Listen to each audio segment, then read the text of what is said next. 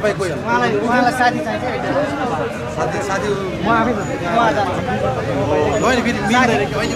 यहीसम्म मिल्दैन यहीसम्म जानु मिल्दैन कि तपाईँहरूले के विलचेयर छ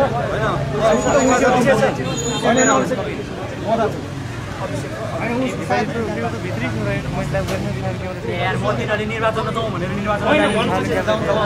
भनेर आउने मान्छेहरू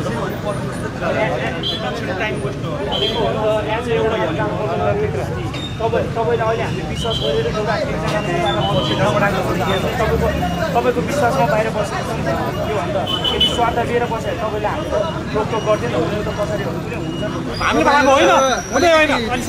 एक महिनासम्म के हेरेर बस्नु भएको एनजिओ र आइएनजिओले देश चलाउने हो कि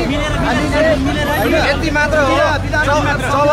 जब आन्दोलन भइरहेको थियो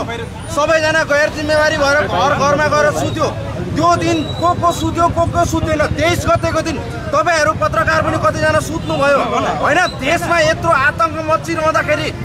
मैले भन्न खोजेको यहाँ अहिले वार्तामा जाने टोलीहरू पनि